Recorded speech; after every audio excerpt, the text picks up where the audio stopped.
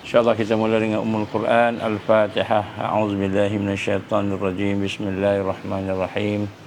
Alhamdulillahi Rabbil Alamin. Ar-Rahmanirrahim. Maliki yawmiddin. Iyyaka na'budu wa iyyaka nasta'in. Ihdinas siratal mustaqim. Siratal ladzina an'amta 'alaihim ghairil maghdubi 'alaihim waladdallin. Amin. A'udzubillahi samil 'alim minasyaitanirrajim. Bismillahirrahmanirrahim.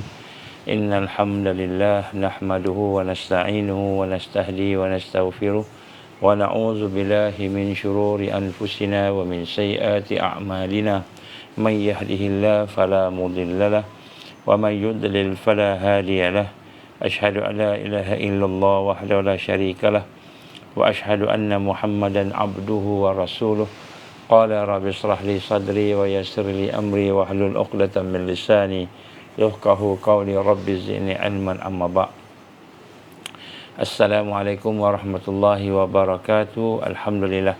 Pertama-tama kita bersyukur pada Allah Subhanahu wa taala diberikan kesempatan dan kekuatan untuk sama-sama kita berada dalam majlis ini. Majlis untuk kita memperingati berkenaan dengan agama kita, berkenaan dengan kehidupan kita, berkenaan dengan persiapan kita untuk berhadapan dengan akhir zaman, bencana-bencana akhir zaman. Ya, alhamdulillah kita bersyukur dengan kita membetulkan niat kita supaya sentiasa dalam hati kita itu kita tanamkan satu perasaan untuk mendapatkan redha Allah Subhanahu wa taala. Kerana hanya redha Allah lah yang akan membawa kepada kebaikan dalam hidup kita di dunia dan di akhirat. Bila kita mencari redha Allah, maka insya-Allah kita akan mendapat kekuatan. Bila kita mencari redha Allah, Allah akan memberikan kepada kita ikhlas. Allah akan berikan kepada kita macam-macam insya-Allah. Jadi untuk kita mendapatkan redha Allah itu, maka marilah sama-sama kita mulakan majlis kita dengan kita mentajdidkan, memperbaharui iman kita. InsyaAllah kita niat dalam hati kita, dalam pemikiran kita, bahawa kita ingin sama-sama menjadikan hidup kita ni hanya untuk nak berubudiah pada Allah, beribadah pada Allah, hanya untuk nak mentauhidkan Allah. InsyaAllah. Bismillahirrahmanirrahim. Bismillahirrahmanirrahim. Bismillahirrahmanirrahim. Ashhadu an la ilaha illallah wa ashhadu anna Muhammadar Rasulullah. Ashhadu an la ilaha illallah wa ashhadu anna Muhammadar Rasulullah. Ashhadu an la ilaha illallah wa ashhadu anna Muhammadar Rasulullah. Allahumma shalli ala sayyidina Muhammad wa ala ali sayyidina Muhammad kama shallaita ala sayyidina Ibrahim wa ala ali sayyidina Ibrahim wa barik ala sayyidina Muhammad wa ala ali sayyidina Muhammad kama barakta ala sayyidina Ibrahim wa ala ali sayyidina Ibrahim fil alamin innaka Hamidum Majid. Alhamdulillah. Ya tuan-tuan, alhamdulillah, tuan-tuan, puan-puan sekalian, sahabat-sahabat sahabiah yang dikasihi sekalian, marilah sama-sama kita memanjatkan syukur kepada Allah dengan kita sentiasa memperdalamkan perasaan kita, kasih kita, sayang kita kepada Allah Subhanahu Wa Taala, dan kita memperdalamkan lagi maksud mentauhidkan Allah. Mentauhidkan Allah ni maknanya kita ingin memproses diri kita sehingga kita boleh mengenal Allah dengan sebenar, iaitu kita memahami bagaimana untuk mengenal Allah ini bukan hanya dengan menggunakan logik. Macam mana ilmu tauhid yang ada pada hari ini, banyak ilmu tauhid itu mereka menggunakan logik kan. Apa bukti Allah adanya alam ini, guna logik, guna rasional. Tengok pokok kan, baru nampak kehebatan Allah. Tengok benda-benda yang fizikal, data, analisa, baru nak boleh mengesan Allah. Jadi sebenarnya itu adalah cara rasional, cara logik.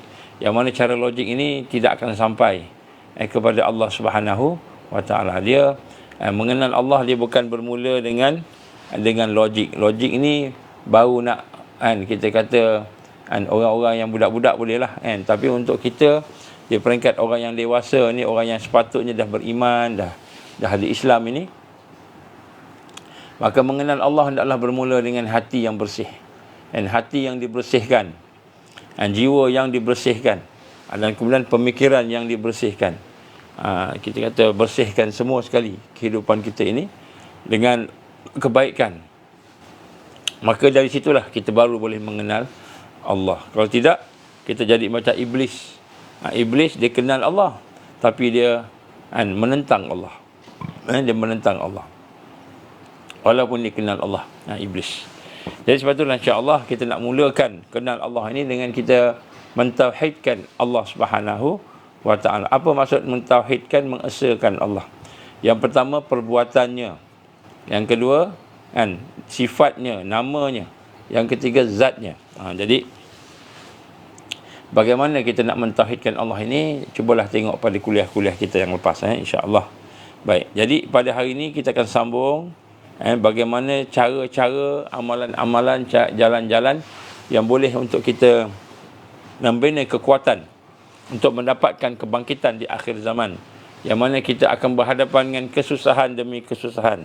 Saya pernah sebut pada tuan-tuan dan puan-puan sekalian bagaimana pada tahun 2030 mereka merancang untuk nak menjadikan seluruh dunia ini di bawah kepimpinan mereka, di bawah raja mereka. Jadi daripada perancangan jahat mereka, 2030 ni mereka dah kontrol semua.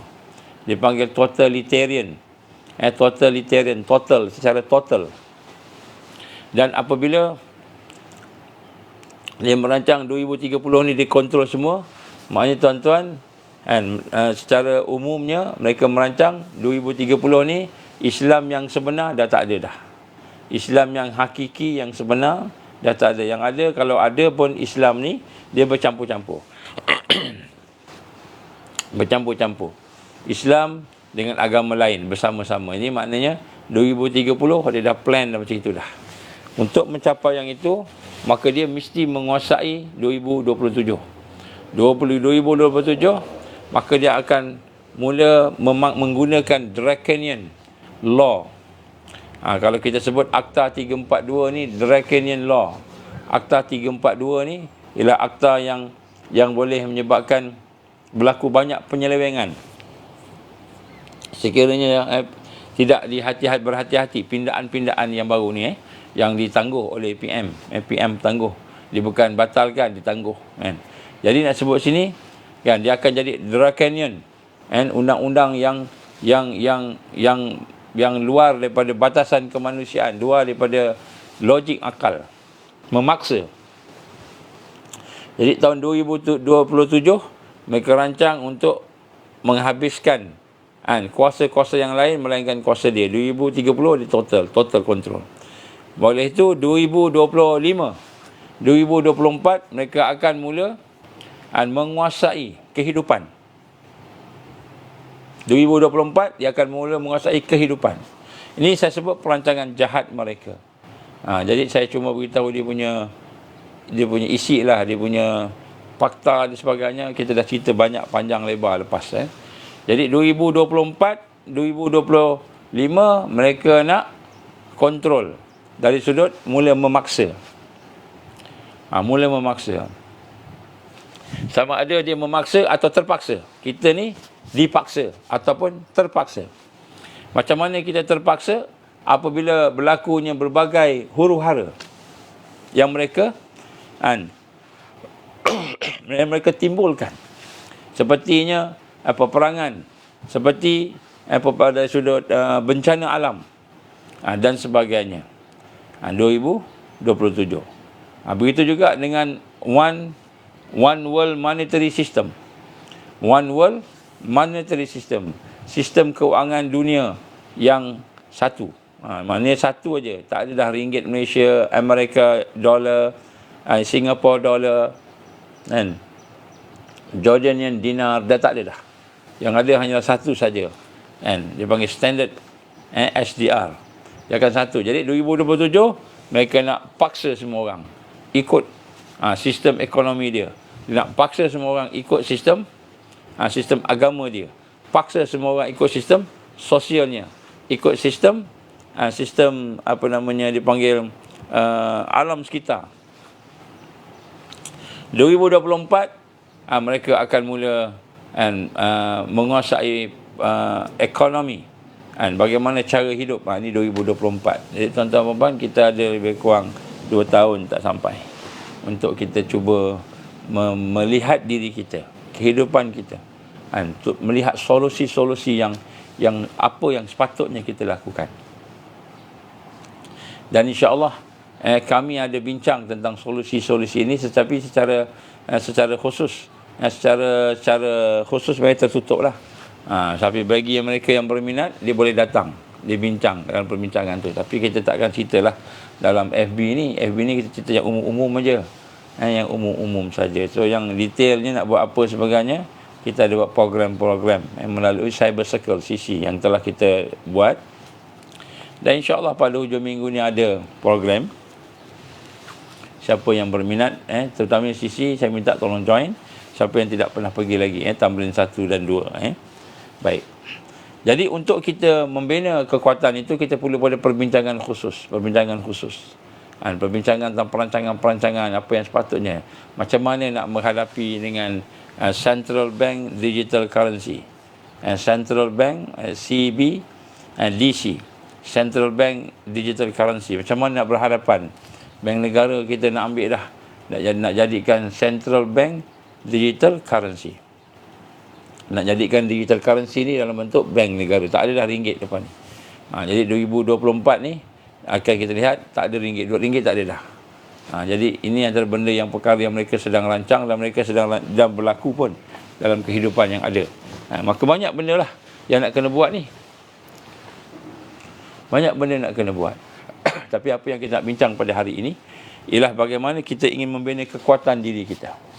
Kekuatan diri kita, sama ada kekuatan diri kita ini dalam bentuk jasadiyah ataupun dalam bentuk ruhiyah ataupun dalam bentuk kita kata keseluruhan hidup kita, yang kita gambarkan sebagai dalam persiapan secara kulliyah, secara menyeluruh. Jadi kita akan melihat kepada diri kita ini, dan kita dah sebut bagaimana bulan puasa adalah merupakan bulan yang penuh dengan rahmat, barakah, yang kalau kita tak ambil peluang rahmat Allah itu, maka kita akan seolah-olahnya tak ada peluang lain dah. Tak ada peluang lain dah. Sebab tu kita kena ambil peluang bulan Ramadan ini. Kerana bulan Ramadan ini bulan yang penuh dengan barakah, penuh dengan rahmat. Allah SWT akan membuka rahmat dia. Maka kita kena ambil rahmat daripada Allah ini dengan sepenuh hati kita. Dan kita telah berbincang antara perkara yang penting ialah kita kena memahami akan adanya 3 amal. Yang pertama sekali sebut amal syariah. Dan kedua amal tariqah. Yang ketiga amal hakikah. 3 amal ini kita dah bincang semalam. Bagaimana yang pertama dia berfungsi untuk liislah an jismi. Mengislah, memperbaiki jasad, tubuh badan. Itu amalan syariah yang bentuk fizikal. Kemudian amalan tariqah pula, amalan bentuk tariqah ni, tarik ni jalan menuju kepada Allah.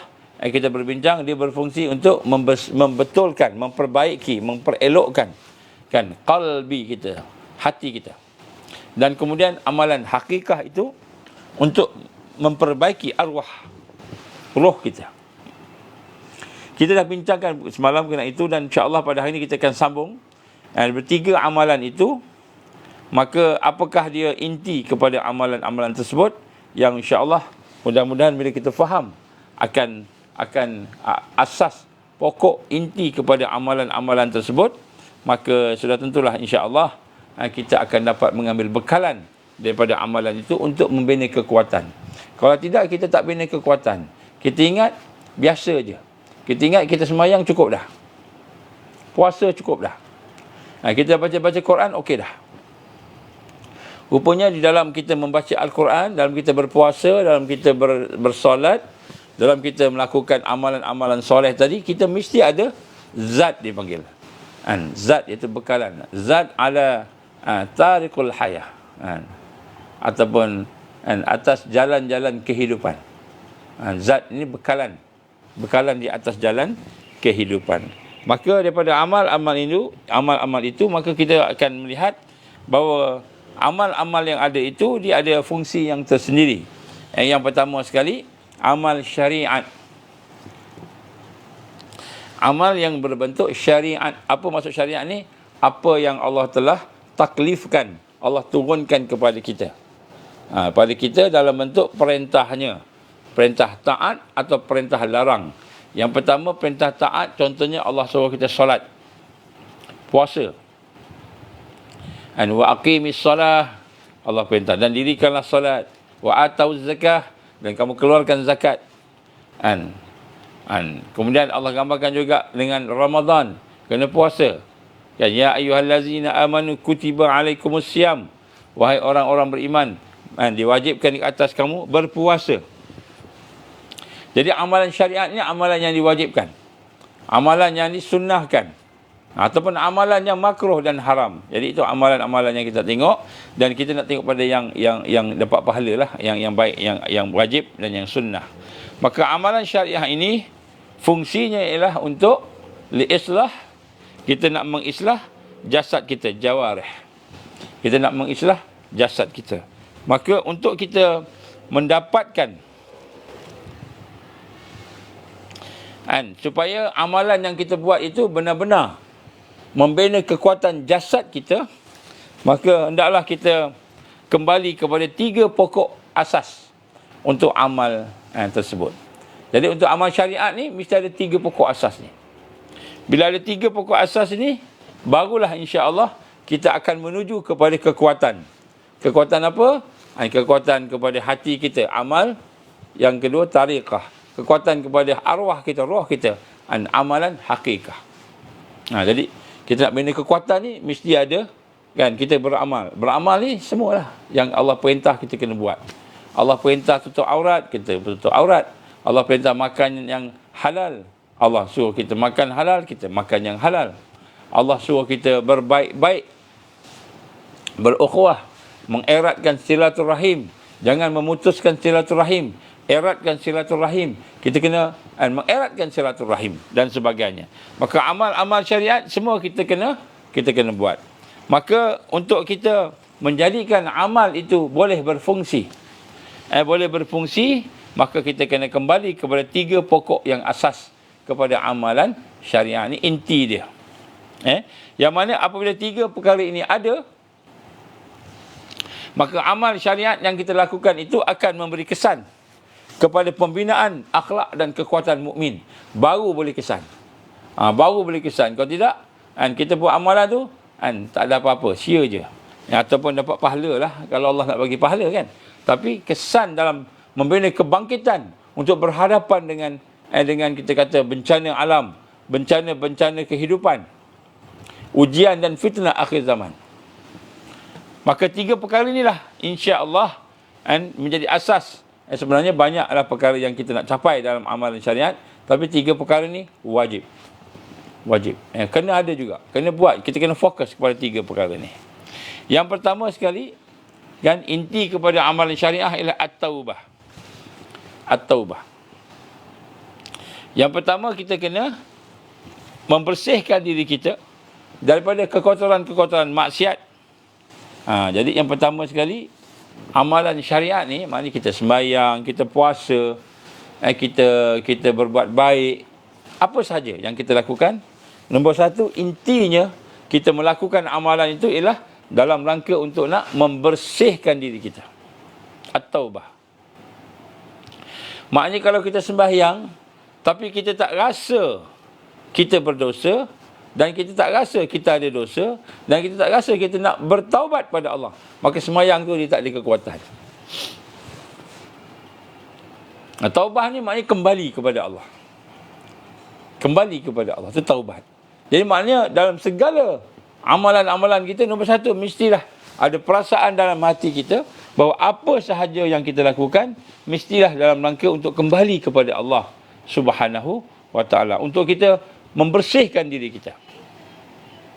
Ini at-taubah. Membersihkan diri daripada kekotoran-kekotoran. Itu maksudnya kita beramal mesti ada. Sebab tu bila kita nak beramal yang khusus, contohnya solat, kan? Contohnya tawaf yang khusus, kan? Contohnya solat, tawaf dan sebagainya lah. Maka kita kena ada wudu. Kita kena bersih daripada hadas kecil, bersih daripada hadas besar.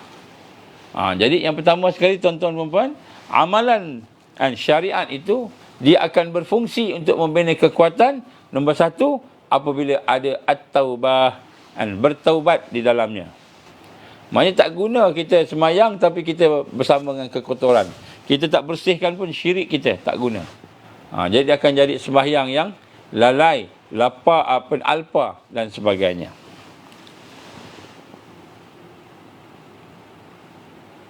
Dan taubah itu pula bukan hanya sekadar taubat. Tetapi sebenarnya taubat itu dia punya syarat dia. Dipanggil syurutul qabul. Syarat-syarat dikabulkan taubat. Syarat-syarat dikabulkan taubat. Jadi pertama sekali, taubat ni mesti ada apa? Mesti ada ilmu yang kita ni ada dosa. Kita tahu hak ni dosa. Kita tahu yang ini Allah murka. Maka kita menyesal. Menyesal sebab kita buat perkara tersebut. Ni nombor satu, taubat. Jadi tuan-tuan, taubat ni benda yang kita kena buat. Jadi sebab tu kita tengok hari ni bila kita ambil semayang, contohnya berwuduk kan, itu taubat kan. Dan di luarnya kita bersihkan jasad kita, tapi batinnya, hati itu kita bertaubat maknawiyah. Bertaubat maknawiyah secara dalaman, secara tersirat. Maka taubat ini adalah membersihkan diri daripada segala kekotoran, segala perkara yang menghalang kita untuk mendekati Allah. Ini nombor satu. Jadi taubat ni mesti ada penyesalan. Mesti ada penyesalan. Syurut qabul. Kan, syarat-syarat dikabulkan taubat tadi. Contohnya penyesalan. Yang pertama sekali, taubat ni untuk semua orang. Jangan kita ingat kita dah ustaz, kita dah ustazah, kita dah pandai agama, kita tak ada buat dosa, kita ingat kita dah semayang selalu, kita dah puasa selalu, kita tak perlu taubat. Jangan. Taubat ni adalah sesuatu yang diperlukan oleh semua orang. Semua orang memerlukan taubat ni. Sehingga kan orang yang soleh memerlukan taubat. Jangan kita ingat taubat itu hanya untuk orang yang jahat aja, orang buat dosa aja. Orang yang tak buat dosa pun kena. Sebab tu taubat ini dia ada taubat daripada dosa yang besar, yang haram, muharramat. Taubat daripada dosa yang besar. Itu taubat. Taubat daripada dosa yang kecil.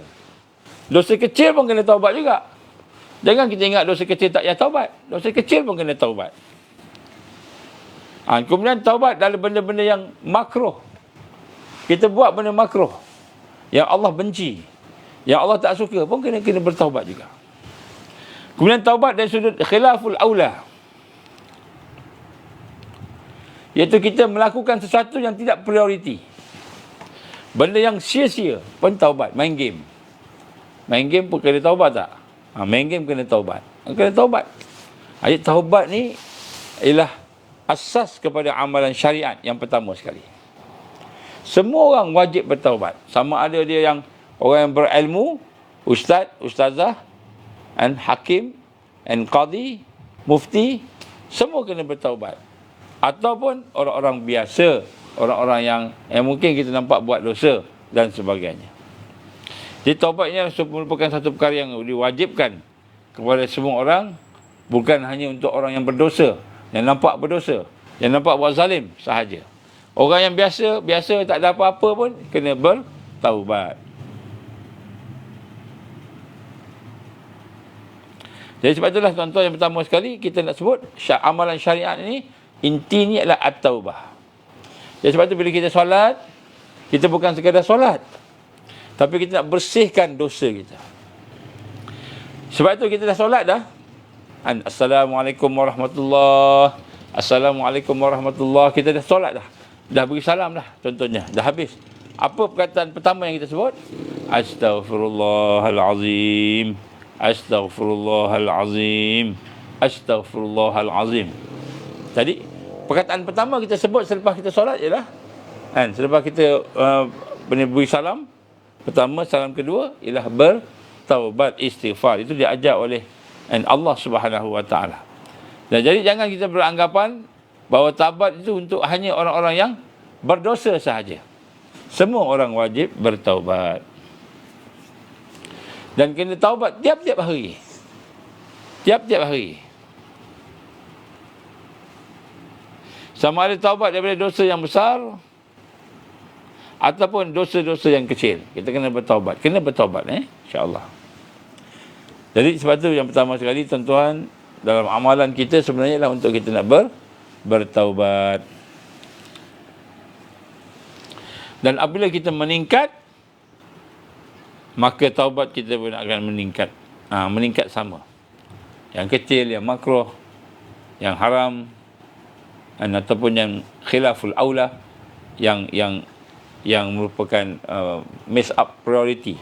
Priority kita, aulawiyat kita jadi miss up. Di sini kita lihat setiap manusia wajib bertaubat dan setiap manusia ada tingkatan-tingkatan dia untuk bertaubat. Oleh sebab itu kita lihat di sini bagaimana kita perlu menekankan diri kita bahawa kita perlu bertaubat. Bertaubat dengan sepanjang masa. Sebab itu ulama muhakkikin menggambarkan kepada kita bahawa kita tidak akan diterima taubatnya melainkan kita dalam keadaan menyesal, dalam keadaan betul-betul nak kembali kepada Allah. Sebab tu apa tanda kita bertaubat? Kita menyesal. Apa tanda taubat? Kita menyesal. Apa tanda taubat itu telah bermula? Telah bermula apabila kita meninggalkan perkara yang kita sesalkan tadi. Tinggalkan. Kalau kita buat lagi, itu belum bertaubat lagi. Belum bertaubat. Bila kita menyesal, baru dia taubat tu baru bermula. Bila masa taubat tu bergerak ataupun kita kata berjalan, bila kita tinggalkan perbuatan maksiat, dosa yang kita sebut tadi. Satu peringkat, kita kena bertaubat. Semua orang kena bertaubat. Satu peringkat lagi, setelah kita bertaubat, adakah kita yakin bahawa taubat kita itu diterima oleh Allah Subhanahu Wa Taala? Adakah taubat kita telah diterima oleh Allah? Ini satu peringkat yang lain pula dalam bahagian taubat. Maknanya kita dah taubat 10 tahun, 20 tahun, tapi adakah Allah terima taubat tersebut? Apa tanda taubat tu Allah tak terima? Kita dah apa namanya, kita kata dah menyesal, dah buat tinggal semua. Tapi tiba-tiba kita tengok kan, rupa-rupanya Allah tak terima taubat kita. Apa tanda dia? Nombor satu tandanya ialah apabila kita mengulangi dosa tu. Kita ulang balik dosa tu, maka Allah nak suruh kita bertaubat lagi. Jadi bila kita mengulangi dosa, janganlah kita rasa putus asa. Kita nak kena rasa bahawa Allah nak kita memperdalamkan taubat. Adalah benda yang kita buat tu, yang taubat tu, yang menyebabkan Allah tak terima. Itu kita kena faham. Jadi kita kena tengok balik. Kalau benda tu berulang, maka kita kena perbarui taubat kita, insya-Allah.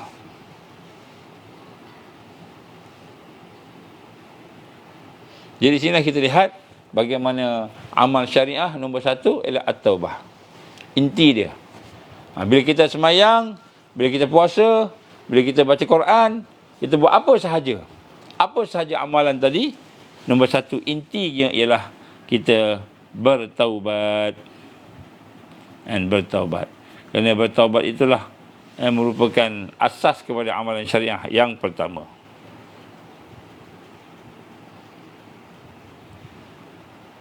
Sebab tu kita kena lakukan kerja-kerja amal ma'ruf nahi munkar. Amal ma'ruf nahi munkar pada diri kita sendiri. Baik, jadi kita lihat sini wa amal tariqah Amal syariat pula yang kedua, amal syariat yang kedua ialah at-taqwa. Intinya at-taqwa, yang pertama taubat. Taubat ni menyesal, berhenti daripada buat dosa, menyesal, berhenti buat benda yang Allah suka. Kita istighfar, kita bertaubat. Itu nombor satu. Nombor dua, inti kepada amalan syariat ini ialah at-taqwa.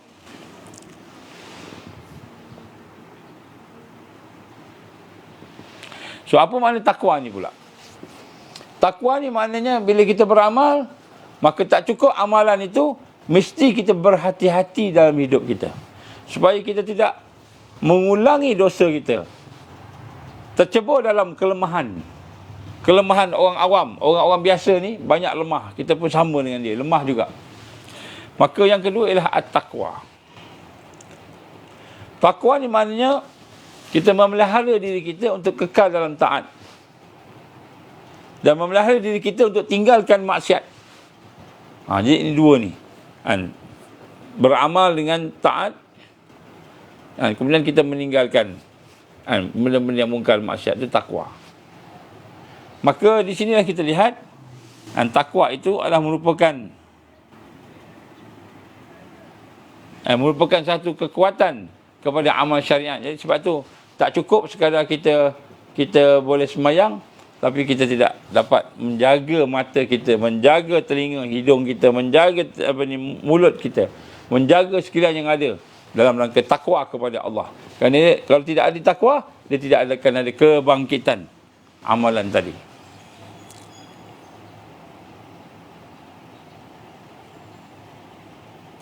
Jadi sebab itulah kita lihat di sini, takwa ini merupakan asas kepada amalan syariat. Jadi bila kita beramal ni mesti ada takwa. Takwa ni kita memerhatikan diri kita, meneliti diri kita.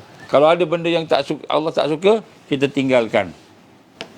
Kita tinggalkan. Jangan kita bersama dengan amalan-amalan yang syirik contohnya.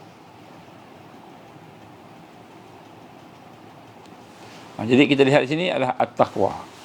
Seolah-olahnya kita lihat di sini, kalau kita nak berjalan menuju kepada Allah, membina kekuatan, yang pertama sekali at-taubah, kita bersihkan diri kita, mandi.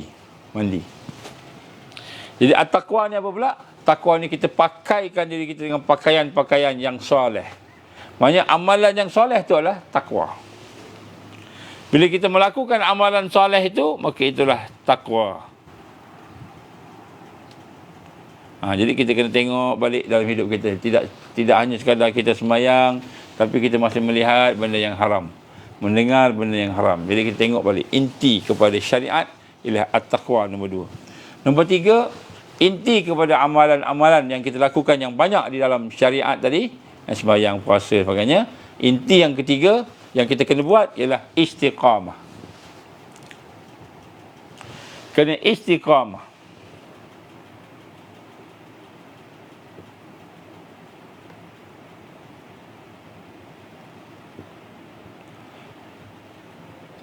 Baik, jadi istiqamah ini adalah merupakan kita sentiasa menjaga takwa kita sepanjang masa. Itu istiqamah. Menjaga sentiasa dalam keadaan memelihara diri kita dalam taat dan menjauhi maksiat. Itu istiqamah.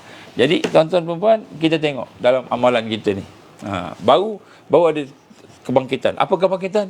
Aku dah sembahyang, aku dah puasa, aku dah buat macam-macam. Tapi adakah aku bertaubat? Adakah sembahyang makin mendekatkan kita dengan Allah, dengan kita menjauhkan dosa? Ini barulah syariat tu ada fungsi. Maksudnya amalan tu dia jadi kekuatan. Dan apakah takwa pula? Yang kedua, takwa ni ialah apabila kita menjaga diri kita daripada benda yang Allah tak suka, ataupun kita melakukan taat kepada Allah SWT. Itu takwa. Kemudian istiqamah dengan dua benda ni, taubat dan takwa. Yang ketiga istiqamah. So istiqamah ni adalah merupakan kita memastikan kita sentiasa berterusan. Kalau solat dengan adanya taubat, solat dengan adanya takwa. Kalau kita bekerja dengan adanya taubat, bekerja dengan adanya takwa. Jadi istiqamah ni sentiasa. Sentiasa. Jadi saya akan cerita panjang istiqamah ni, tajuk istiqamah ni, kemudian panjang sikit lah. Tapi nak sebut sini, sekadar kita nak sama-sama memastikan amalan syariat, 3 inti dia. 3 dia punya asas dia, pokok dia. Yang pertama, amalan syariat melahirkan taubah. Yang kedua, melahirkan takwa. Yang ketiga, mesti istiqamah. Baru dia membina kekuatan. Baru dia boleh membina kebangkitan. Baru boleh bersama-sama dengan keadaan untuk nak mengislahkan fizikal kita, akhlak kita. Yang kedua, amalan tariqah. Amalan tariqah ni apa amalan tariqah ni? Amalan tariqah ni kita dah bincang dah. Iaitu amalan-amalan yang membawa kita mendekati Allah, taqarrub pada Allah. Amalan yang membawa kita mendekati redha Allah. Itu amalan tariqah. Jadi tariqah ni kita, saya ni orang tarikat. Orang tarikat ni banyak zikir contohnya kan. Kita zikir kan, kita sembahyang, kita puasa, melakukan amalan-amalan yang kita kata tariqah tadi, ada wirid sebagainya. Tetapi kita tidak melahirkan 3 perkara ini, maka seolah-olahnya kita tak lulus tariqah kita. Zikirlah 1 hari sampai 1 juta kali. Zikir 1 juta kali. Quran 3 hari khatam. 1 hari 10 juz, 3 hari khatam Quran. Tetapi tidak melahirkan 3 perkara yang merupakan inti kepada amalan tariqah ini, maka sebenarnya kita belum lagi berada di atas jalan menuju kepada Allah. At-tariq ilallah. Belum lagi. Kita baru beramal aja, baru belajar nak amal, belum lagi berjalan. Maka apakah 3 perkara yang mesti ada dalam amalan tariqah itu? Tariqah ni apa? Amalan-amalan yang membawa kita kepada Allah. Contoh apa? Contohnya kita menjauhi dosa-dosa zahir. Itu amalan tariqah. Menjauhi dosa-dosa yang zahir. Menjauhi dosa-dosa hati. Itu amalan tariqah. Jadi tariqah ni bukan sekadar kita kata kita berzikir aja. La ilaha illallah, la ilaha illallah, la ilaha illallah. Sekadar berzikir je. Tapi amalan tariqah ni adalah amalan yang sebenarnya membawa kita kepada Allah. Maka 3 intinya. Yang pertama sekali, amalan tariqah ini pokoknya asas kepada amalan itu dikatakan tariq ilallah, duduk di atas jalan kepada Allah, ialah mesti ada al-ikhlas. Jadi bila kita beramal, mesti ada ikhlas. Mesti ada ikhlas. Ikhlas ni apa? Ikhlas ni maknanya bersih daripada segala matlamat-matlamat yang selain Allah. Bersih. Al-ikhlas. Maknanya bila kita bersemayang, tak ada ikhlas, maknanya kita tidak berada di atas tariq ilallah. Semayang, tiba-tiba semayang, okeylah semayang, tapi nak tunjuk kat mertua, nak tunjuk kat kawan-kawan, aku ni semayang, macam itu. Jadi dia tak jadi ikhlas. Jadi ikhlas ini adalah merupakan inti kepada amalan tariqah yang pertama. Jadi kita lihat amalan-amalan untuk bergerak kepada Allah mesti ikhlas. Ikhlas ni maknanya kita tidak mensyirikkan Allah. Tidak mensyirikkan Allah Subhanahu wa taala. Ini maksud ikhlas. Contoh, ada banyaklah ikhlas ni. Kan huraiannya panjang, tapi kita nak sebut sini, ini secara umumnya begitu, ikhlaslah macam itu.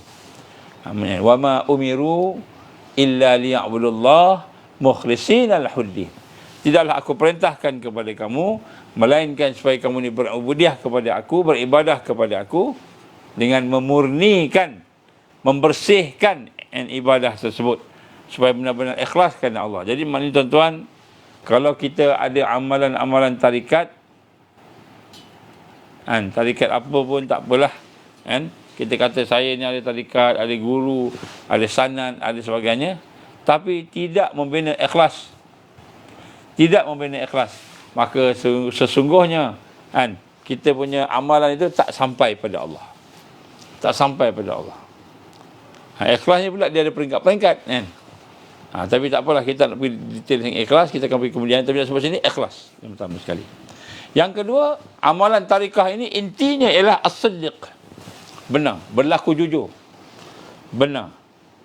Jadi kalau kita beramal tetapi tidak ada berlaku benar dalam kehidupan kita, dalam fizikal kita, dalam hati kita, maka kita tidak lagi dapat lulus amalan tarikah. Tarikah ni tak dapat lagi lah begitu. Macam tak buat lagi lah macam itu. Jadi sebab tu kita kena tengok balik. Adakah benar-benar kita lahirkan daripada ikhlas dan kita lakukan dengan sungguh-sungguh, benar-benar kita beramal tadi. Dan yang ketiga, tuan-tuan, inti kepada amalan-amalan tarikat ini, tarikat yang kita baca, tak kira tarikat apa pun, mestilah membawa ketenangan, tumakninah kepada Allah Subhanahu Wa Taala. Jadi kita ni nak beramal sehingga kita rasa manis, lazat, tenang, kuat bersama dengan amalan-amalan tersebut, maka barulah dia ada amalan tarikah di situ yang memberi kesan kepada seseorang itu.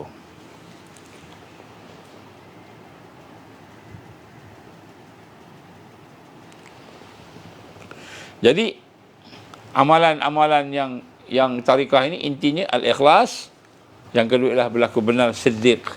Dan ikhlas dengan siddiq ni, siddiq lebih tinggi lagi. Tak semua orang yang ikhlas berlaku benar. Tetapi orang yang berlaku benar, siddiq, dia akan ikhlas. Dia akan ikhlas. Apa maksud? Kita kata contoh. Contoh kita sembahyang, Allahu Akbar, kita membaca Fatihah. Bismillahirrahmanirrahim. Alhamdulillahi Rabbil Alamin. Ar-Rahmanirrahim. Kita baca surah Ikhlas. Surah Fatihah, surah Ikhlas dan sebagainya dalam sembahyang, contohnya. Jadi kita baca sembahyang tadi dengan takbirnya, dengan baca Fatihah, surah Ikhlas. Tapi lidah kita baca, tapi hati kita dekat luar, tempat lain. Sampai tak ingat berapa rakaat sembahyang. Maka ini tidak berlaku benar dalam sembahyang. Tidak berlaku benar. Maksudnya lidahnya okey, pakai kopiah, pakai baju solat, tetapi hati tidak bersama, tidak berlaku benar. Jadi berlaku benar ni, dia berlaku apa yang ada di luar dan apa yang ada di dalam, sentiasa sama. Sentiasa sama. Maka inilah yang digambarkan sebagai al-ikhlas. Jadi kita tengok al-ikhlas, berlaku benar, dan kemudian yang ketiga, amalan tarikah ialah akan lahir tumakninah. Tumakninah ni apa? Tenteram, tenang. Tenteram, tenang bersama dengan Allah Subhanahu Wa Taala.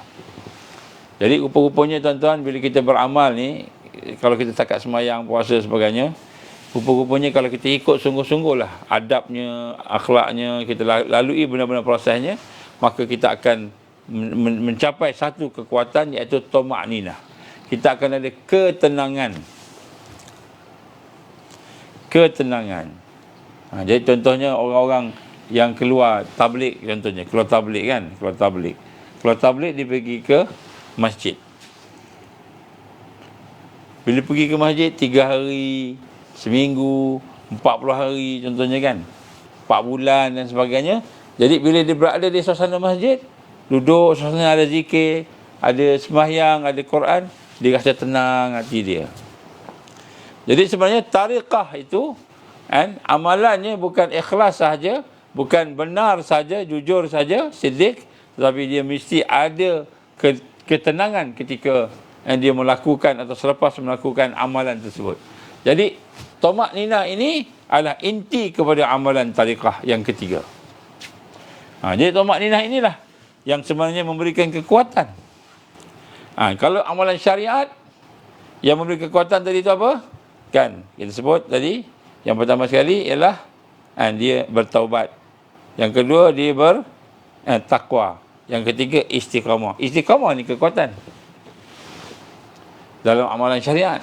Bila kita boleh buat syariat istiqamah dengan takwa, dengan taubat, maka insya-Allah amalan kita akan memberi kekuatan. Kemudian amalan yang kedua, amalan tarikah pula, dia bermula dengan ikhlas. Kemudian siddiq. Kemudian dia bersifat, kita kata yang ketiga ialah tumakninah. Dia tenang bersama dengan amalan tadi. Jadi sinilah kita lihat bagaimana keadaan orang-orang yang duduk di dalam tarikah ini, amalan-amalan yang bersifat tarik menuju kepada Allah, natijah ni ialah tentram bersama Allah. Dan allazina amanu wa tatma'innul qulub.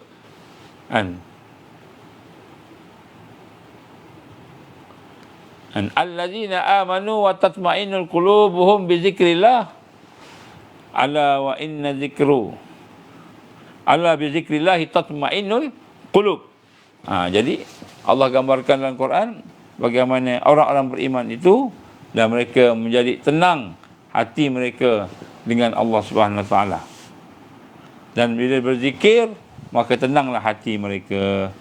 Jadi dia berzikir tadi, dia menjadikan tomak ninah. Jadi kita nak kena dapat tomak ninah ni. Hari ni kita tenang bersama siapa? Cuba tengok, cuba cek. Tenang bersama suami, ada suami, tenang hati kita. Tenang bersama isteri, balik rumah tengok isteri, tenang hati kita. Dengan anak-anak, dengan harta kita, dengan kereta kita, dengan rumah kita, kita dengan apa yang kita tenang bersamanya. Kalau ketenangan kita bersama dengan ghair Allah, selain Allah, maka ketahuilah kita tak lulus lagi. Tak lulus lagi. Kita kata amalan tarikah, tak lulus lagi. Tidak ada lagi amalan tarikah tu. Walaupun kita kata kita dah buat dah, kita dah lakukan. Jadi tarikah ini ialah apabila kita mula beriman,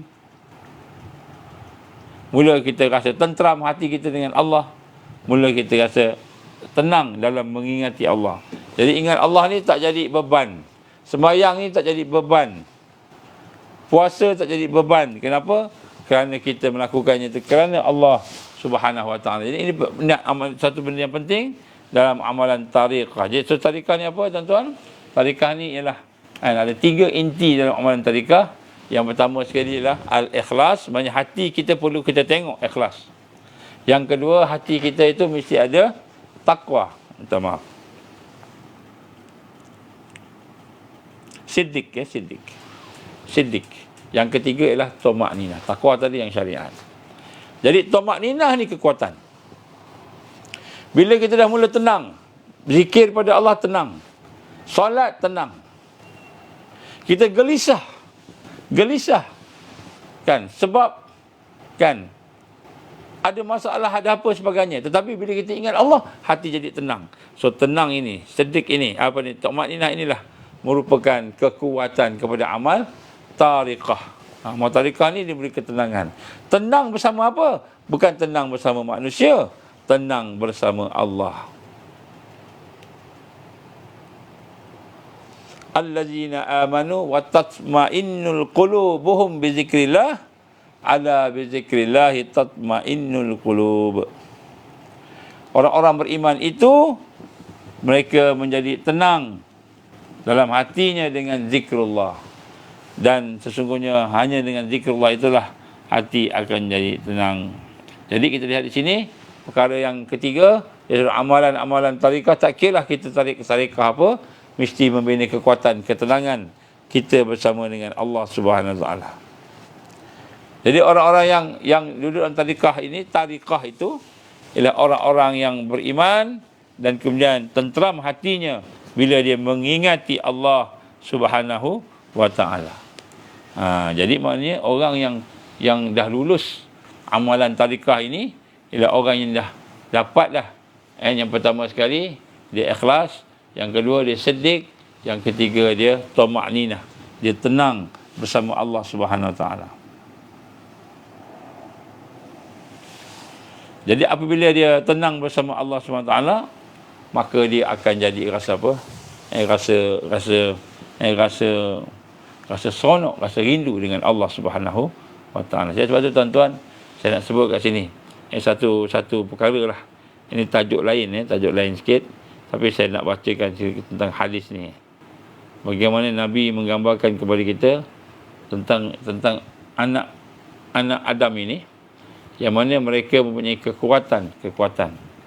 Dan kekuatan itu antaranya akan menyebabkan mereka diberikan oleh Allah masuk syurga tanpa hisap. Ni tuan-tuan nak tak masuk syurga tanpa hisap? Dalam satu hadis qudsi yang digambarkan oleh Rasulullah sallallahu alaihi wasallam, di padang mahsyar Allah nanti memanggillah orang-orang saleh, orang-orang yang saleh yang merindui Allah Subhanahu Wa Taala. Jadi bila kita nak sebut sini, bila kita dah mula ikhlas, mula benar, maka kita proses sehingga kita rasa tenteram. Tenteram ni apa? Tenang. Tenang ni apa? Tenang ni salah satu ialah apabila kita sayang pada Allah, cinta pada Allah. Sayang pada Allah, cinta pada Allah ni bukan sekadar sayang cinta gitu, tapi sayang yang membawa rindu kepada Allah. Apa kata Nabi? And inna Allah azza wa jal yaqul yaumil qiyamah lil mu'minin. Sesungguhnya Allah SWT telah berfirman kepada orang beriman pada hari mahsyar. Hal ahbabtum liqa'a? Fayaqul na'am ya Rabbuna. Jadi apakah kamu suka bertemu dengan aku? Maka mereka menjawab, kami suka ya Allah.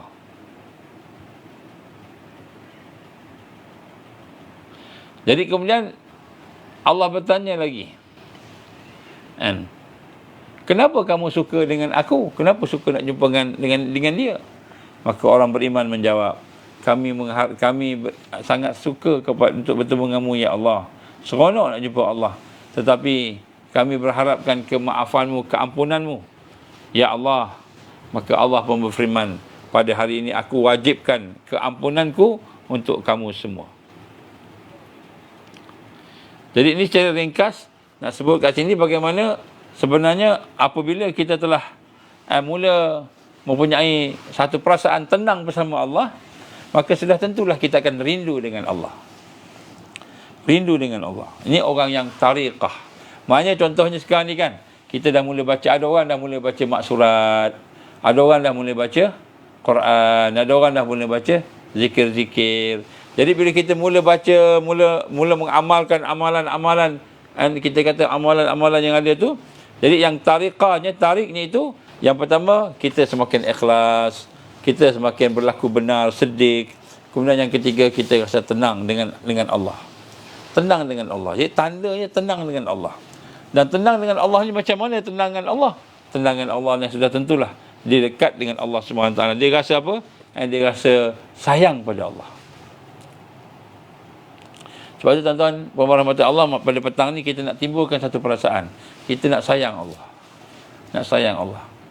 Saya nak ajar satu doa tuan-tuan. Doa ni bahasa Melayu je, bahasa kita lah. Doa ni, kalau tuan-tuan boleh baca, alhamdulillah. Apa doa ni? Simple aja tuan. Bismillahirrahmanirrahim. Alhamdulillah. Alhamdulillahirabbil alamin. Ya Allah. Sesungguhnya Engkaulah yang maha agung, maha mulia. Maka cakap dengan Allah apa? Ni cakap doa ni cakap. Ya Allah, sesungguhnya aku berada dalam bulan Ramadan, bulan yang penuh dengan rahmat-Mu yang terbaik, rahmat-Mu yang agung, rahmat-Mu yang paling hebat, paling besar, paling agung, paling mulia ya Allah, paling sempurna ya Allah. Ya Allah, rahmat-Mu yang paling hebat, paling sempurna. Maka ya Allah, Engkau berikanlah aku rahmat-Mu. Hamba-Mu yang kerdil ni, minta ke Allah. Minta. Jadi sebab 10 hari pertama Ramadan ni ialah Allah membuka rahmat-Nya, rahmat yang paling hebat, yang paling besar. 10 hari pertama bulan Ramadan. Ini Nabi sebutkan hadis. Jadi kita pun sebut dengan Allah, ya Allah, sesungguhnya rahmat Engkau maha agung, rahmat-Mu maha sempurna, maha tinggi, maha besar, maha mulia ya Allah, maha sempurna. Kau berikanlah rahmat-Mu kepada aku sikit yang kerdil ni, hamba-Mu yang kerdil ni ya Allah, ya Allah, ya Allah. Kemudian baca apa? Ya Allah, ya Hayyu, ya Qayyum, ya Arhamar Rahimin. Ya Hayyu, ya Qayyum, ya Arhamar Rahimin. Ya Hayyu, ya Qayyum, ya Arhamar Rahimin. Baca. Jadi kita minta apa? Kita minta apa? Ya, wahai Allah yang maha hidup, wahai Allah yang maha berdiri dengan sendirinya, Allah yang maha berkuasa, Allah yang memberi rezeki. Tak ada orang yang boleh bagi rezeki ke Allah Allah yang bagi rezeki. Al-Qayyum, Allah yang maha memberikan kebaikan, tak ada orang boleh bagi kebaikan, dialah yang bagi kebaikan. Allah yang maha berkuasa, tak ada orang yang berkuasa, dia yang maha berkuasa. Al-Qayyum ni yang berdiri, dia sahaja. Ya Hayyu Ya Qayyum Ya Arhamar Rahimin, Ya Hayyu Ya Qayyum Ya Arhamar Rahimin.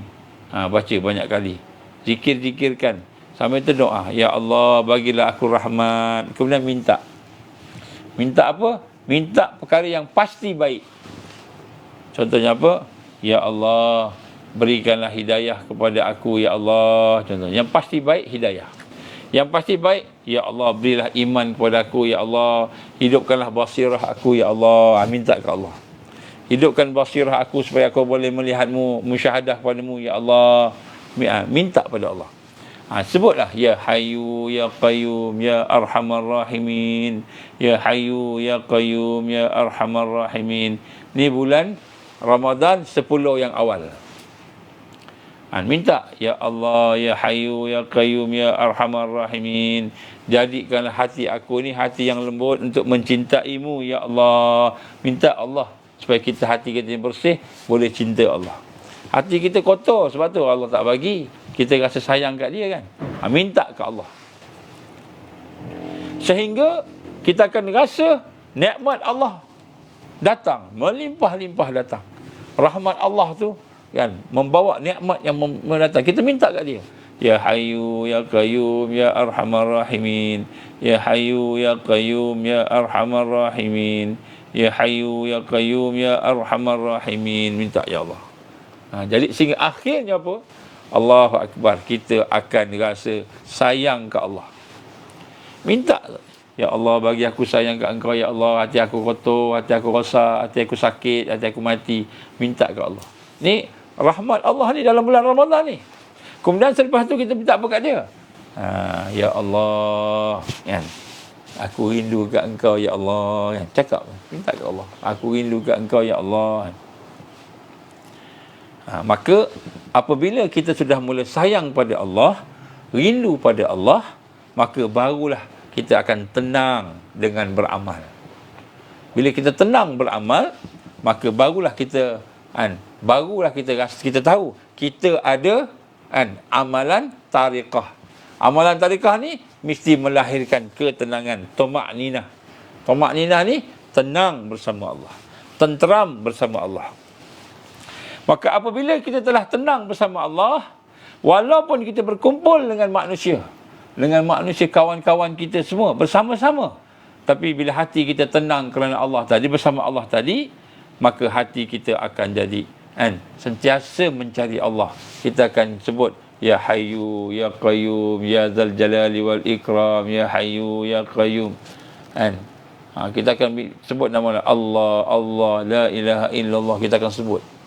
Maka jadilah kita orang yang tenang, walaupun kita berseorangan di belantara, di hutan belantara.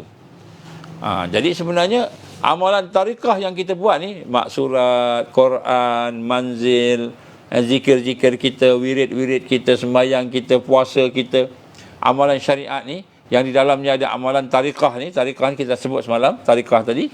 Maka dia akan melahirkan ketenangan. Bila tenang bersama Allah, barulah lulus amalan tariqah tu. Barulah amalan tariqah tu memberi kekuatan pada kita, membawa kebangkitan kepada kita. Baru lulus. Kalau tidak, tak lulus. Belum lagi. Amalan kita masih lagi jadi rutin je. Dia tidak membina kekuatan, dia jadi rutin. Kenapa?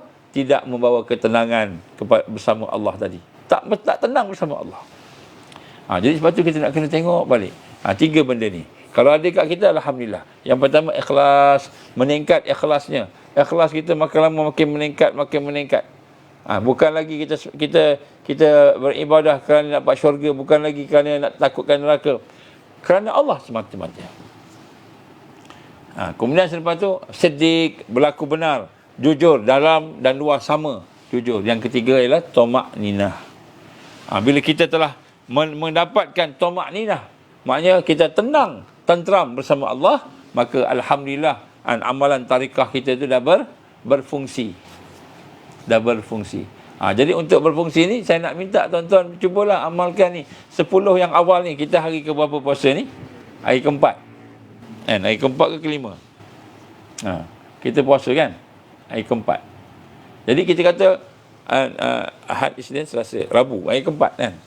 Jadi kita nak sebut sini dah 4 hari kita puasa, ada lagi 6 hari. Nabi gambar apa?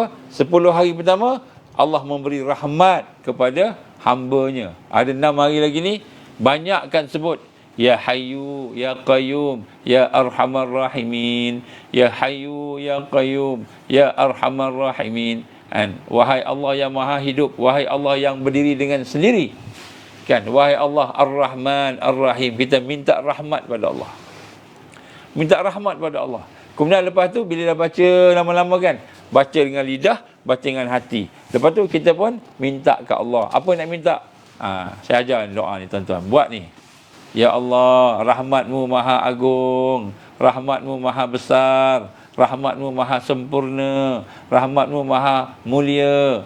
Kita puji Allah.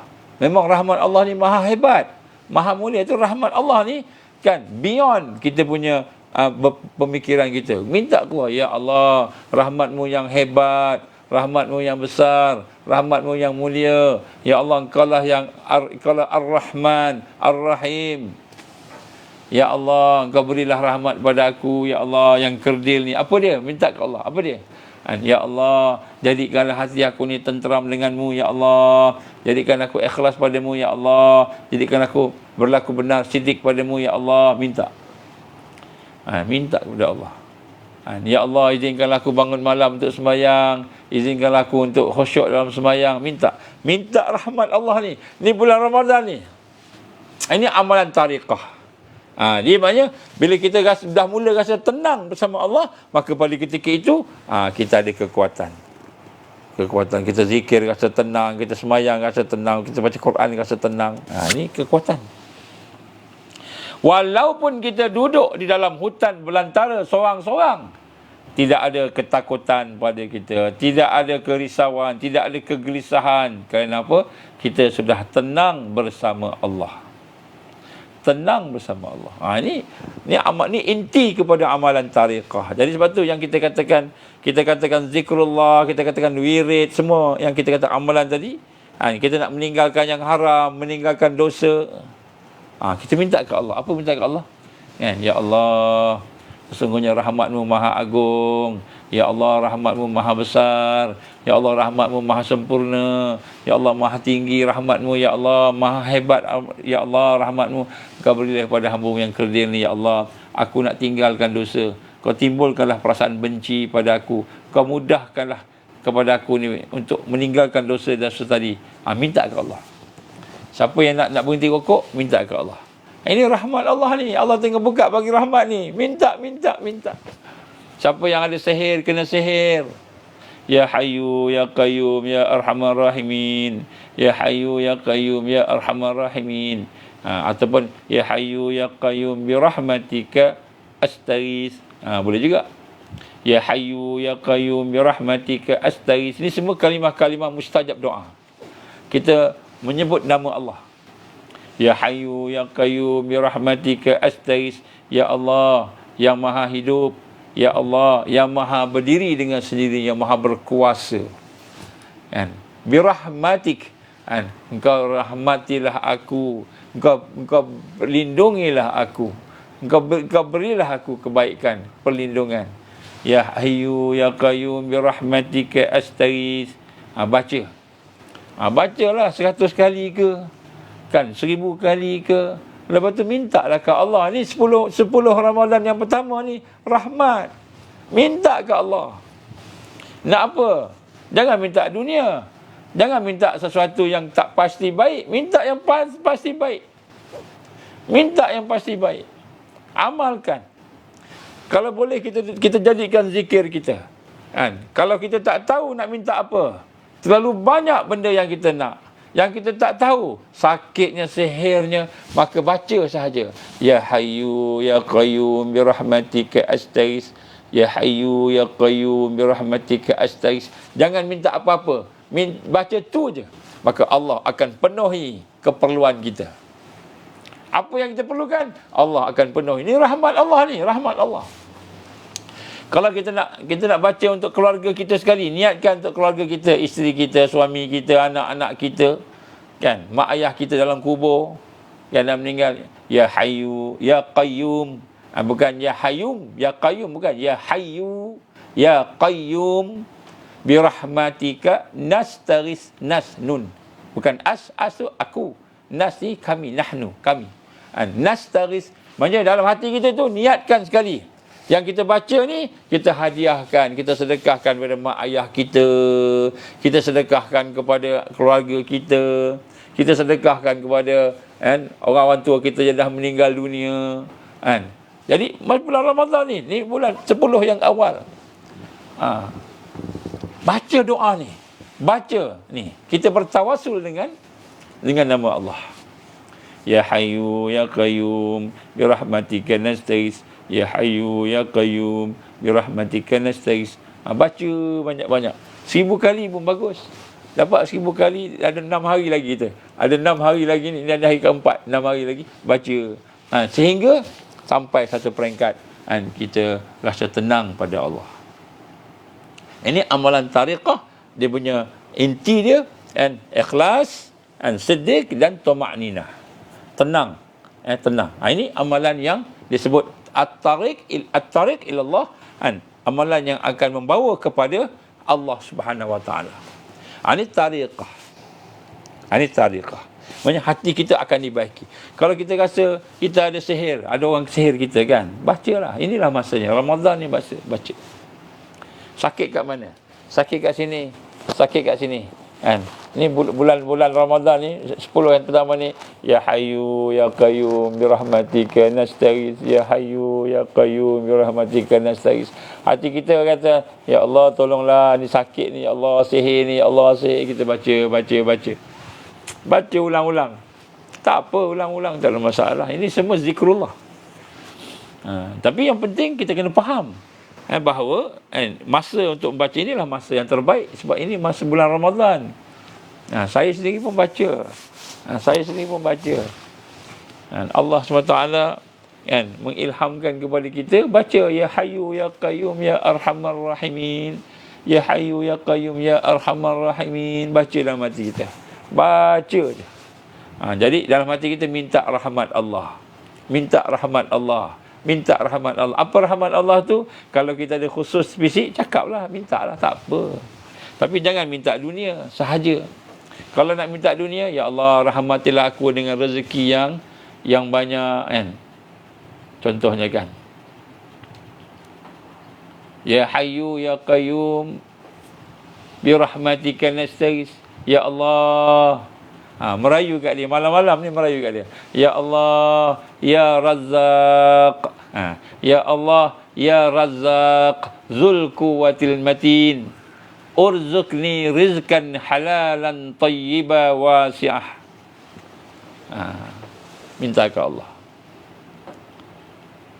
Ya Allah yang maha memberi rezeki, rezekikan yang kuat dalam keputusannya, yang mantap dalam keputusannya. Zul Quwwatil Matin, yang kuat, yang maha hebat tadi kan. Urzuqni, rezekikanlah aku halalan tayyiba, sesuatu yang halal dan yang baik, yang banyak, yang tak payah berusaha sebagainya. Kemudian minta jadikan rezeki itu sebagai sesuatu yang mendapat redamu. Jangan lupa hak tu, jangan lupa. Takut kita kaya, tiba-tiba lepas raya ni kaya, tiba-tiba kaya jadi Fir'aun, buat apa kan? Kaya jadi Qarun, buat apa kan? Kita minta sekali supaya kita dapat apa? Dapat redamu, dengan kekayaan dapat redha, minta ke Allah. Banyak kan? Ya Hayyu Ya Qayyum Ya Arhamar Rahimin. Ya Hayyu Ya Qayyum Ya Arhamar Rahimin. Ini dalam hadis Nabi, antara zikir-zikir, antara asma Allah, Ismul Azam, yang mana mustajab doa. Ya Hayyu Ya Qayyum Ya Arhamar Rahimin. Ini ada dalam hadis, ada hadis Ya Hayyu Ya Qayyum birahmatika astaghis pun ada dalam hadis juga. Dua-dua ni hadis. Dua-dua ni surah Hajjah. Maknanya kita amalkan. Ni ada 6 hari lagi untuk nak dapatkan rahmat Allah. Ni Allah buka rahmatnya seluas-luasnya. Seluas-luasnya. Ambil. Minta ke Allah. Nak apa?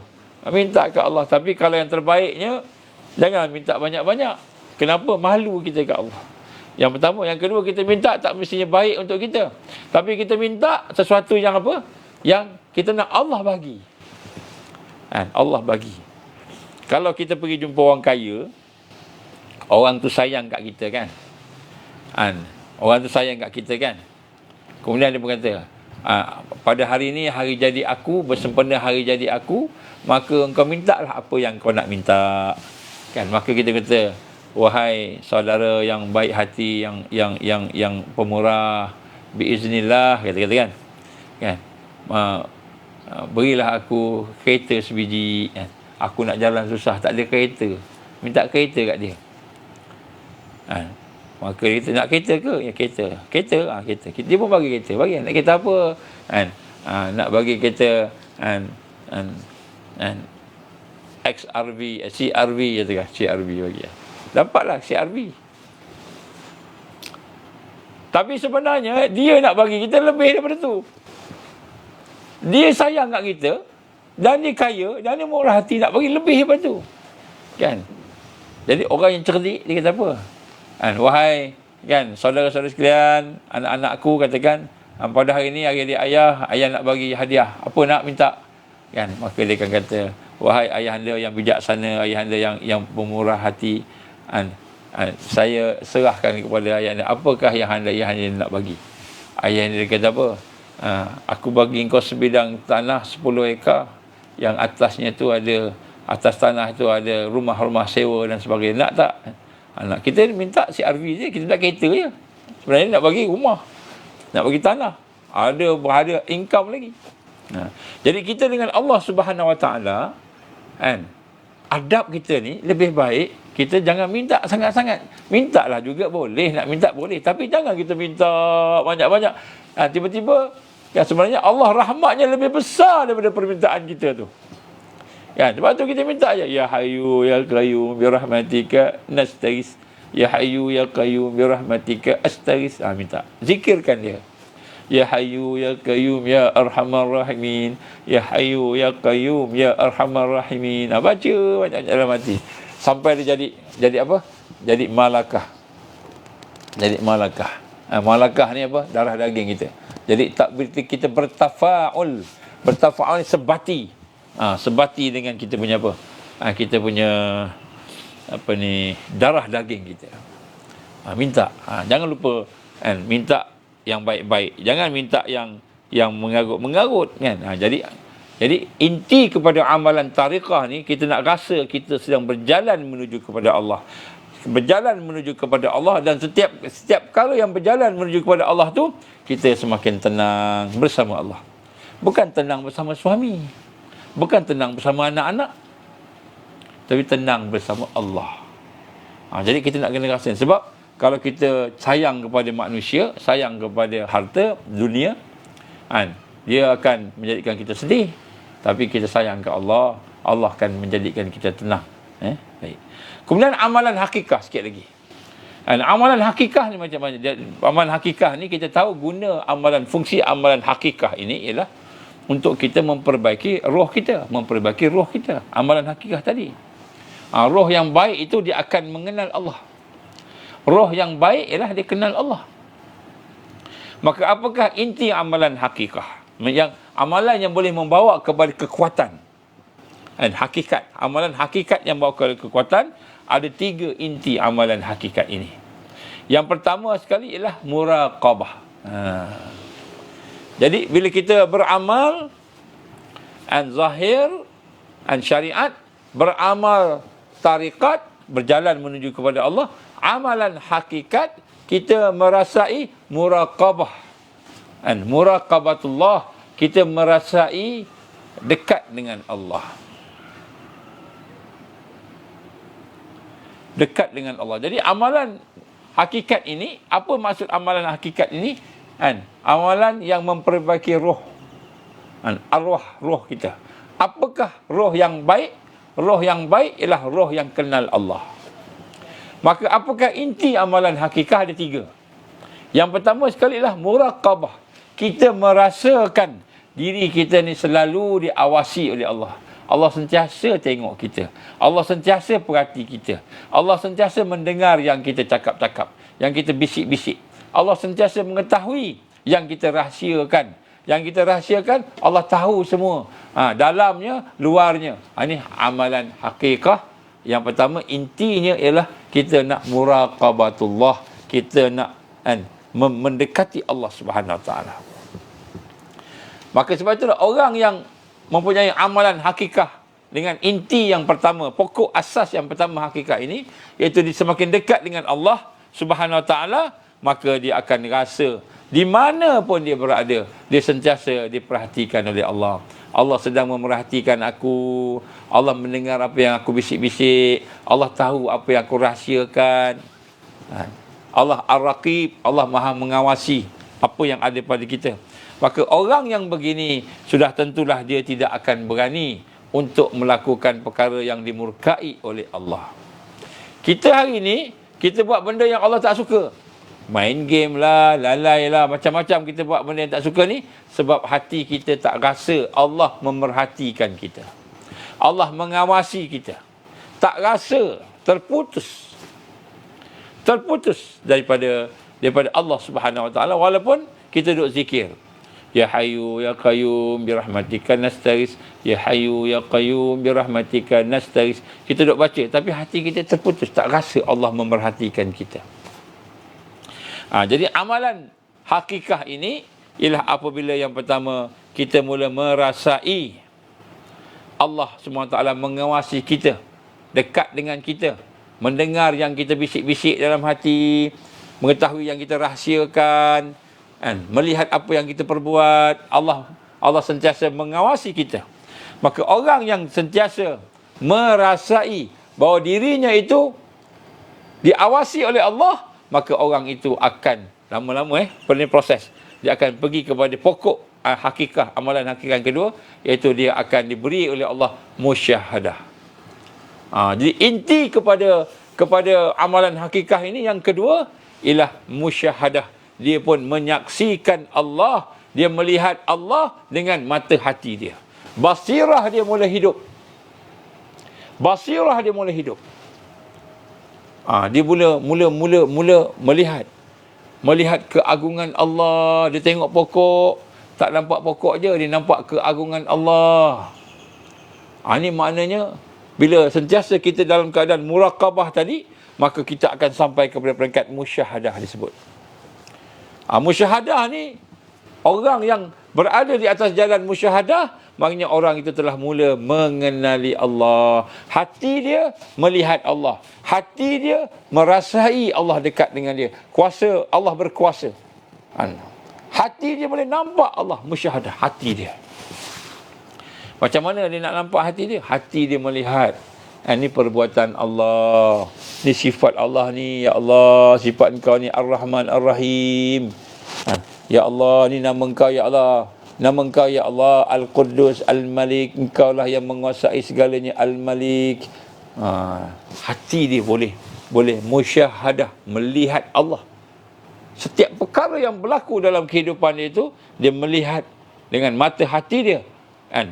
Allah Subhanahu Wa Taala, perbuatan Allah, sifat Allah, nama Allah, dan juga zat Allah.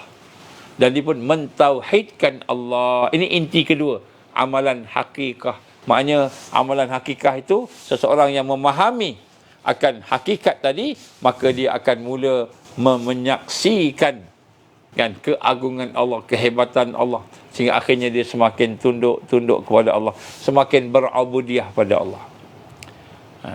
Apabila dia mula menyaksikan satu sifat Allah, satu sifat Allah, tidak ada ganjaran baginya melainkan redha Allah, melainkan masuk syurga tanpa hisab. Apabila dia melihat satu, dia nampak ni sifat Ar-Rahman, sifat Ar-Rahim, sifat Al-Malik, sifat Al-Quddus, As-Salam, Al-Jabbar. Nama-nama Allah kan. Semua dia nampak, dia rasa hati dia nampak ni. Hati dia nampak, basirah dia nampak. Satu-satu nama Allah, satu-satu sifat Allah. Dia menghisap tadi, sifat Allah tadi. Maka ketika itulah, dia telah sebenarnya menghayati Asma'ul Husna tadi. Maka orang macam ini, kata Nabi, dia akan masuk syurga, dapat redha Allah, masuk syurga tanpa hisap. Jadi nak sebutkan sini, orang yang musyahadah. Dan setelah dia mula musyahadah menyaksikan perbuatan Allah, hatinya menyaksikan sifat Allah, menyaksikan nama Allah, menyaksikan hatinya tadi zat Allah, maka Allah pun akan memberikan yang ketiga, inti pokok asas kepada amalan hakikah, iaitu dia pun ma'rifatullah, mendapat mengenal Allah. Lepas musyahadah, baru dia akan pergi kepada pokok kepada amalan hakikah yang memberi kekuatan kepada dia, iaitu dia akan mendapat ma'rifatullah. Dia akan kenal Allah. Maka barulah dia semayang Allahu Akbar. Bila dia sebut Allahu Akbar, bukan lidah dia sebut, hati dia rasa Allah ni memang maha agung. Allah ni maha agung, ta'zim. Dia mengagungkan Allah. Bismillahirrahmanirrahim. Lidah baca Bismillahirrahmanirrahim. Hati faham makna ni, hati pun baca. Hati dia merasai, pemikiran merasai Allah Ar-Rahman Ar-Rahim. Allah Maha Pemurah, Maha Penyayang, Maha Pengasih tadi, mengalir air mata dia. Dia kenal Allah. Dia mula kenal Allah. Tiba-tiba datang bencana kat dia. Datang satu yang tak elok kat dia. Datang satu yang dia tak suka. Bencana. Dia melihat dekat belakang bencana. Di sebalik bencana, dengan hatinya, dengan mata hati basirah tadi, dia melihat Ar-Rahman, Allah ada kat situ, Allah Ar-Rahim ada kat situ. Sifat Allah, nama Allah. Dia akan nampak, sehingga akhirnya dia akan nampak Al-Latif, Allah Maha Halus. Dia nampak musibah yang datang tu bukannya suatu yang tidak menggembirakan, akan menjadi suatu yang menggembirakan kerana datang daripada Allah. Pernah dikisahkan dalam satu kisah, bagaimana seorang awliya Allah, seorang yang rapat dekat dengan Allah, kan, dikisahkan bagaimana namanya ada dalam neraka Allah. Dia seorang yang soleh, wara', sentiasa beramal dengan syariahnya, tariqahnya, dengan hakikahnya, tapi namanya ada dalam neraka. Maka datang malaikat pada dia. Cakap dengan dia. Dia kata, sesungguhnya engkau ni buat amal macam-macam, tapi dia kata, nama engkau ada dalam neraka. Dekat Lauh Mahfuz ada dalam neraka. Nombor satu dia kata, Alhamdulillah, sesungguhnya aku beramal bukan untuk masuk syurga. Aku beramal untuk dapat redha Allah sahaja. Itu je amalannya. Masuk neraka pun tak apa. Aku beramal bukan sebab nak masuk syurga, tak nak neraka, takut neraka, bukan. Jadi disebut dengan perasaan tenang, tamak-ninah, tenang. Neraka, kalau kita neraka, tamak-ninah, tenang. Kan? Tenang bersama Allah, tenang. Sebab amalan tu membina tamak-ninah. Kemudian menyebabkan dia kenal Allah. Walaupun masuk neraka, dekat situ ada Ar-Rahman, ada Ar-Rahim, ada Al-Latif. Kemudian selepas tu malaikat pun, Subhanallah, rupanya kau ni sungguh ikhlas, kau beramal dengan ikhlas. Maka malaikat pun naik atas. Tengok dia, malaikat jaga di langit atas. Sampai ke atas, dia tengok Allah dah tukar dah. Allah yang maha mengetahui. Allah nak mengajar kita ikhlas ni. Dalam cerita ni bukan Allah tak tahu, Allah tahu. Allah nak mengajar kita ikhlas. Tengok, nama dia dah pergi ke syurga. Masuk syurga dah. Nama dia dah ada dalam syurga. Kalau turun balik malaikat cakap, wahai fulan, sesungguhnya nama engkau telah Allah masukkan dalam syurga. Allah telah masuk dalam syurga dengan sebab ikhlas engkau tadi. Maka dia kata, Alhamdulillah. Kan? Tapi aku bukan beramal untuk syurga. Aku hanya beramal kerana Allah saja. Allah bagi syurga pun aku beramal kerana Allah. Allah bagi neraka pun aku beramal kerana Allah. Aku beramalkan Allah. Hatinya tamakninah, tenang bersama Allah. Allah bagi neraka pun dia tenang. Allah bagi syurga pun dia tenang. Ini orang yang mengikuti tariqah tadi. Dan kemudian dia kenal Allah, makrifat Allah, dia tahu Allah ni maha pemurah, maha pengasih. Dapat neraka pun dia tahu di belakang, kan, di belakang neraka itu ada kasih sayang Allah, ada Al-Latif, maha halus. Jadi kita nak tengok bagaimana kita hari ini dikisahkan kepada kita kisah bagaimana yang berlaku, kan, untuk kita mengambil pengajaran. Jadi inti amalan kepada hakikat ini ialah yang pertama, kita muraqabah, kita makin merasai dekat dengan Allah. InsyaAllah kita akan bincang secara detail lah kemudian. Kemudian yang kedua, musyahadah, kita boleh melihat Allah dengan hati kita. Kemudian membawa kepada yang ketiga, ma'rifatullah. Jadi apabila kita mengikuti ketiga-tiga amalan ini, amalan syariat, amalan tariqat dan amalan hakikat tadi, dan ada inti-intinya. Kalau syariat apa tadi? Syariat yang pertama sekali taubat, yang kedua takwa, yang ketiga istiqamah. Itu syariat, membina taubat, bersihkan diri kita. Takwa, kita jaga hukum-hukum Allah. Dan kita istiqamah, pastikan istiqamah. Kita buat disiplin. Kemudian yang kedua amalan tariqah, apa dia? Yang pertama ikhlas. Lahirnya ikhlas, kita makin ikhlas, makin baiki ikhlas kita. Kemudian lepas tu lahirnya siddiq, benar, berlaku benar, dalam luar sama. Dan ketiga ialah kita tamakninah dengan Allah, merasa tenang, tenteram dengan Allah. Ini amalan tariqah. Jadi kita zikir, wirid, sebenarnya membina kekuatan tiga ni. Yang ketiga amalan hakikah ialah bila kita mempunyai kekuatan untuk kita taqarrub dengan Allah. Kita merasai diri kita diawasi, merasai diri kita diperhatikan oleh Allah, merasakan diri kita dilihat oleh Allah, diketahui rahsia kita Allah tahu, kita bisik-bisik Allah dengar. Ini taqarrub, muraqabah. Kemudian yang kedua, kita mempunyai satu kekuatan yang lebih daripada itu, iaitu kita mula musyahadah. Bila kita mula taqarrub, muraqabah dengan Allah tadi, maka Allah akan bagi musyahadah. Kita menyaksikan, melihat akan dengan Allah SWT, zatnya, sifatnya, namanya, perbuatannya dengan hati kita. Dan bila sudah mula melihat sifat Allah, nama Allah, perbuatan Allah, zat Allah dengan hati kita, maka ketika itulah Allah membawa kita kepada satu peringkat yang paling tinggi, ma'rifatullah, kita mengenal Allah. Bila kita kenal Allah, maka jadilah kita hamba Allah yang hakiki, hamba Allah yang sebenar. Kalau tak, kita masih mensyirikkan Allah. Itu insya-Allah tuan-tuan dan puan, mudah-mudahan apa yang saya cuba sampaikan pada hari ini, minta maaf dalam keadaan agak letih sikit, baru sampai. Jadi insya-Allah mudah-mudahan Allah bagi keampunan pada kelemahan-kelemahan yang ada, dan Allah berikan kekuatan kepada kita lah untuk istiqamah insya-Allah. Jadi tuan-tuan, saya nak akhirkan dengan banyakkan zikir, terutamanya 10 hari yang awal ni. Apa dia? Ya Hayyu Ya Qayyum bi rahmatika astaghis. Ya Hayyu Ya Qayyum bi rahmatika nastaghis pun boleh juga. Ya Allah, Ya Hayyu, Ya Maha Hidup, yang Maha berdiri dengan sendirinya. Ya Allah, kan, berilah aku rahmat, berilah aku perlindungan, tolonglah aku, macam itu. Ataupun Ya Hayyu Ya Qayyum Ya Arhamar Rahimin. Ya Hayyu Ya Qayyum Ya Arhamar Rahimin. Ya Hayyu Ya Qayyum Ya Arhamar Rahimin. Ya Allah, Ya Maha Hidup, yang Maha berdiri dengan sendirinya. Ya Allah, Engkau berilah kepada aku, apa dia? Rahmanmu, Rahimnya rahmatmu lah, begitu. Jadi mudah-mudahan Allah memberikan kepada kita kekuatan untuk istiqamah insya-Allah. Jadi saya nak buat pengumuman kat sini, siapa yang ada kesempatan hujung minggu ni, kita ada satu program khas untuk sisi-sisi mereka yang ada dalam sisi, untuk bersama dengan tamrin kita, tamrin 1.5.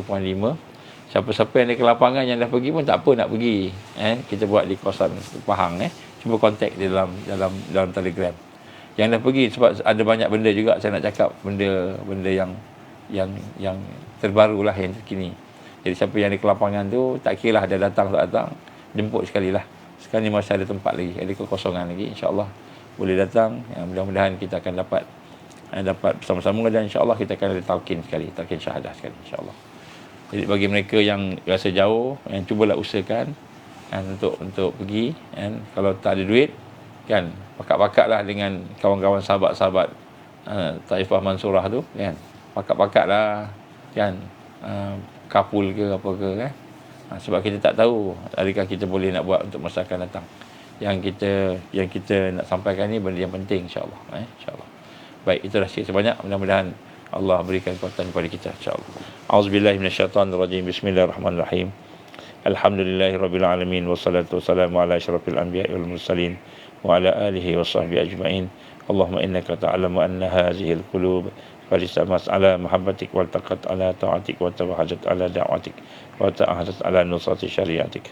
Wasik Allahumma rabitataha wa adimuttaha wa adiha subulaha wa amla'aha binurika allazi la yakhbu wa syarah suduraha bi faidil imani bik wa jamili tawakkuli alaik wa ahiha bi ma'rifatik wa amitha ala syahati fi sabili. Ya Allah, innaka ni'mal maula wa ni'mal nasir. Ya Allah, ampunilah dosa kami, kedua ibu kami. Ya Allah, ya hayyu ya qayyum bi rahmatika nastaghis. Ya Allah, ya hayyu ya qayyum ya dzal jalali wal ikram. Ya Allah, ya hayyu ya qayyum ya arhamar rahimin. Ya Allah, ya hayyu ya qayyum la ilaha illa anta.